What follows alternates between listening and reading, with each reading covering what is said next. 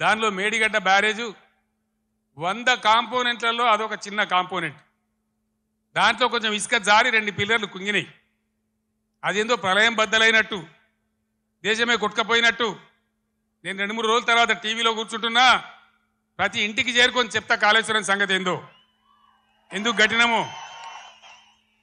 కాళేశ్వరం పుణ్యమే కదా, ఎంత బ్రహ్మాండంగా ఈ జిల్లాలో నీళ్ళు వచ్చినాయి. ఏ విధంగా మిడ్ మానేరు ఎల్ఎండి నిండి ఉంటుండే, ఏ విధంగా చెరువులు చెక్ డ్యాములు మత్తళ్ళు దుంకుతుండే. చాలా దుఃఖం కలుగుతా ఉంది మనసుకు. నా కండ్ల ముందే ఇంత తొందరలోనే ఈ కరెంటు మాయం కావడం, రైతులు కళ్ళలో నీళ్లు పెట్టుకోవడం, సోషల్ మీడియాలో చూస్తూ ఉంటే అనేక చోట్ల రైతులు పొలాలు కాలబెడతా ఉన్నారు, గొర్రెలను మేపుతా ఉన్నారు, గొడ్లను మేపుతా ఉన్నారు.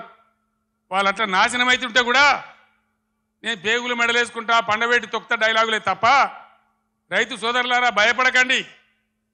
ఒకనాడు ఇదే ఎస్ఆర్ఎస్పీకి నీళ్ళు తక్కువ పడితే సింగూరు డ్యాంలో ఉంటే అక్కడి నుంచి తెచ్చి వరంగల్ దాకా ఇచ్చి కూడా పంటలు కాపాడినాం. సిఆర్ గారు నా పక్కనే ఉన్నారు. ప్రభుత్వం అంటే అట్లా ఉండాలి, దమ్ము ఉండాలి, ధైర్యం ఉండాలి, రైతాంగాన్ని కాపాడాలనే ప్రేమ ఉండాలి. ఆ ప్రేమ ఉంటే, ఆ సోయి ఉంటే ఇవాళ ఈ పరిస్థితి రాకపోవు. ఎంతసేపు కేసీఆర్ని మన బదనాం చేయొచ్చా, మేడిగడ్డ ఈ గడ్డ చెప్పి దమన మన పనులలో ఒక పన్ను వదలవుతుంది. 32 పనులు రాలగొట్టుకుంటామా, మొత్తమే ఊడగొడతామా? ఏ పన్ను అయితే ఊగుతుందో ఆ పన్ను బాగు చేసుకుంటాం, కానీ మొత్తం పనులు అయితే రాలగొట్టుకోం కదా. ఒక 2 పిల్లర్లు, మొత్తం 300 పిల్లర్లు ఉంటాయి కాళేశ్వరంలో. అలా కలిసే నదుల మీద, ఉపనదుల మీద, మెయిన్ గోదావరి మీద 300 పైచిలకు పిల్లర్లు ఉండేటువంటి కాళేశ్వరం ప్రాజెక్టులో 2 పిల్లర్లు కుంగిపోయినాయని, అది భారతదేశమే మునిగిపోతున్నంత బొబ్బ చేసి కేసీఆర్ మీద బదనాం పెట్టాలనే పద్ధతిలో ఇలా చిల్లర రాజకీయం చేస్తూ ఉన్నారు తప్ప, మరి రైతుల మంచినీళ్ళు ఇలా మార్చి 10-12కే ఇట్లా ఉంటే రేపు ఏప్రిల్ మే నెలలో ఏం కావాలి మన గతి?